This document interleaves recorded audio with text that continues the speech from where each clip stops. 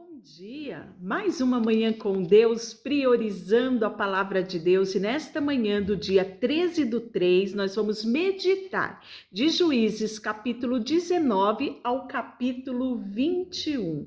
E que a paz do Senhor encha o teu coração nesta manhã. E no capítulo 19, nós vamos ver uma história do levita e a sua concubina, tá? É uma história assim muito terrível, né? Uma grande tragédia vai acontecer aqui, né? Diz que naqueles dias Israel não tinha rei. Havia um homem na tribo de Levi que morava num lugar afastado na região montanhosa de Efraim. E certo dia ele trouxe para a sua casa uma mulher de Belém de Judá para ser sua concubina. Mas ela se irou com ele e voltou para a casa do seu pai em Belém.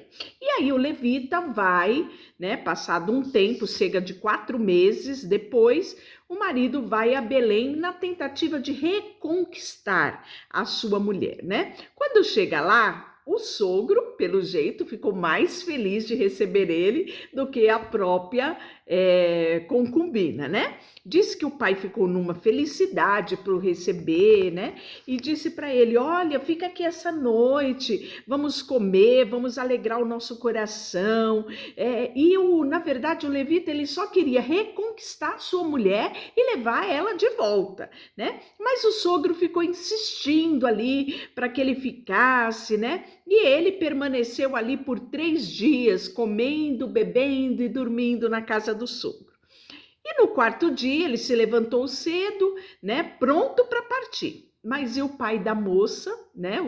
O sogro dele, os dois sentaram para comer, beberam.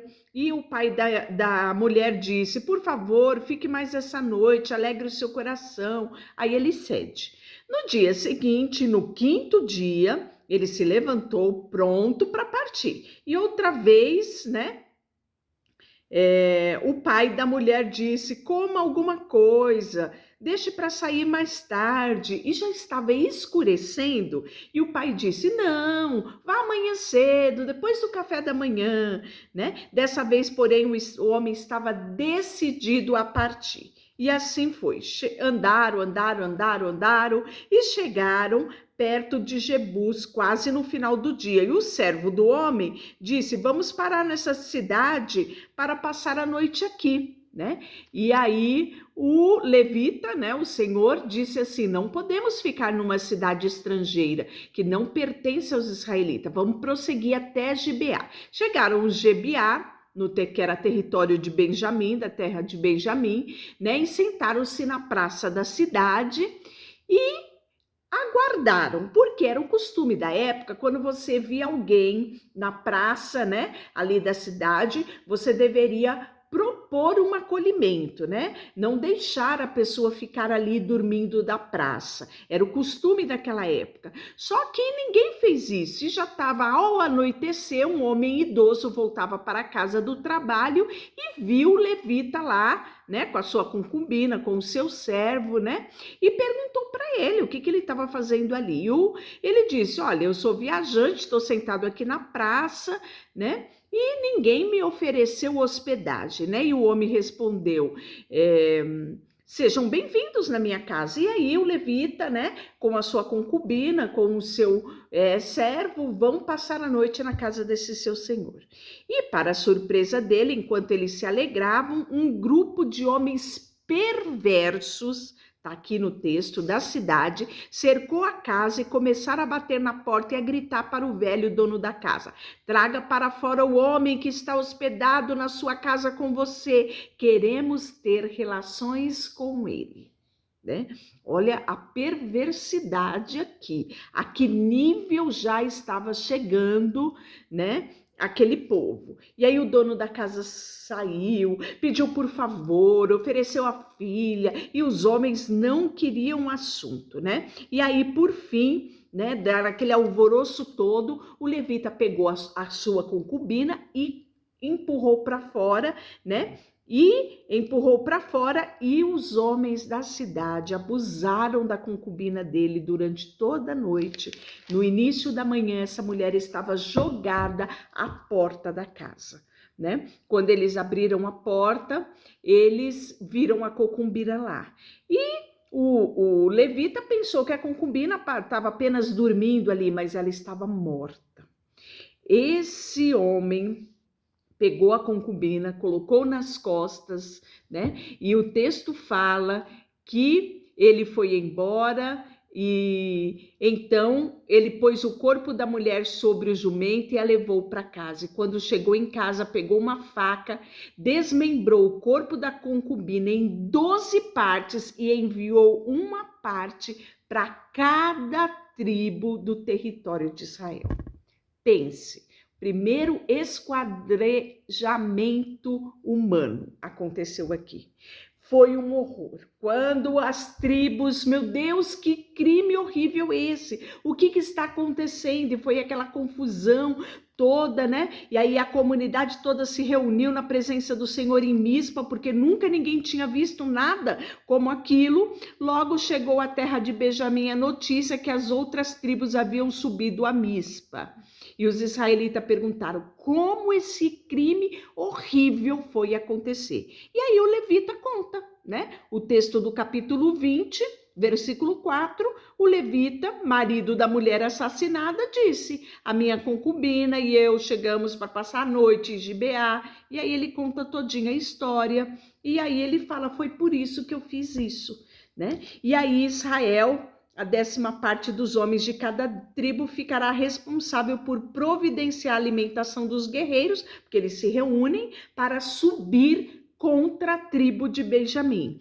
E aí eles falam assim, ó: que crime horrível foi cometido em seu meio. Entregue os homens perversos de Gibeá, para que executemos e eliminemos este mal de Israel. Mas o povo da tribo de Benjamim não deu ouvidos. Em vez disso, vieram de sua cidade, se reuniram em Gibeá para lutar contra os israelitas. Aí os israelitas se reúnem e dividem as atividades. A 10ª parte dos homens ficaram responsáveis por providenciar alimentação aos guerreiros, os restantes, né, fizeram lá toda a organização da guerra. E qual será a primeira tribo que irá atacar Benjamim? Caiu a sorte sobre a tribo de Judá. E na manhã seguinte, os israelitas partiram bem cedo e acamparam perto de Gibeá.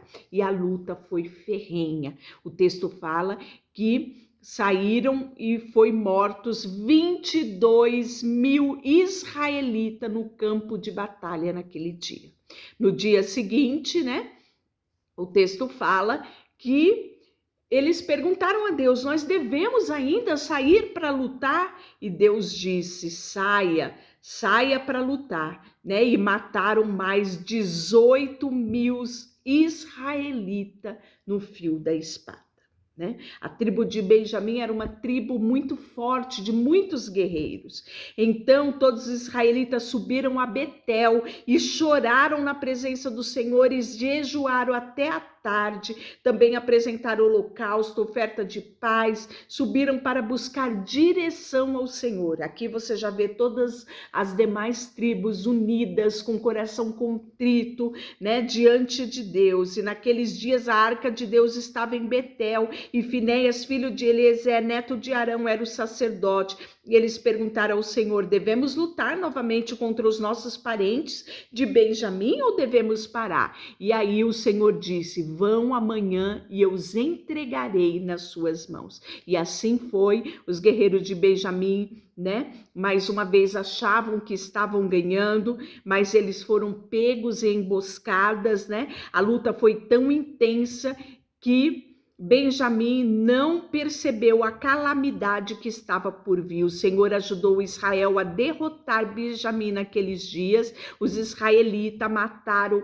25.100 guerreiros de Benjamim, todos hábeis no uso da espada. Então os homens de Benjamim viram que estavam derrotados. Olhem só, nós podemos ver, né, que no versículo 44 foram 18.000 guerreiros de Benjamim mortos, né? Depois, mais 5.000 que fugiram morreram em Gibeon. E depois nós vamos ver que Benjamim perdeu 25.000 guerreiros valentes e hábeis. No capítulo 21, nós podemos ver, né, que eles choram pela falta da tribo de Benjamim. E começa um grande movimento, é o último capítulo nosso do livro de Juízes, a luta das demais tribos para que Benjamim não fosse extinta.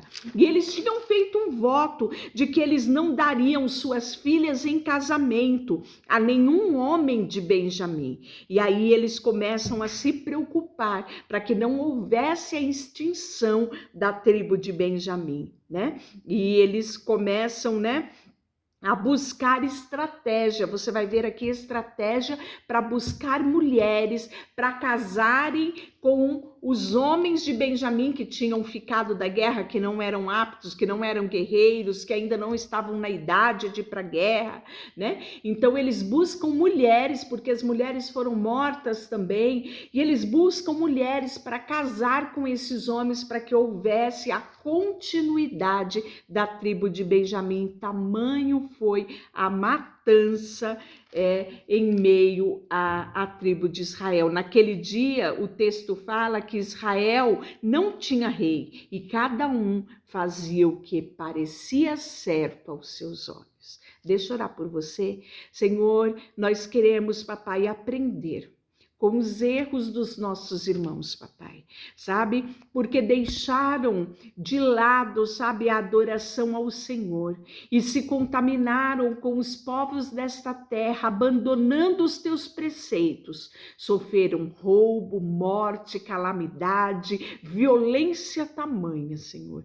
Nós queremos, papai, sabe, com o nosso coração contrito e quebrantado, declarar que só Tu és Deus. Consagramos a Ti as nossas famílias, consagramos a Ti o nosso país, consagramos a Ti tudo que temos e somos, em nome de Jesus. Amém. Deus te abençoe.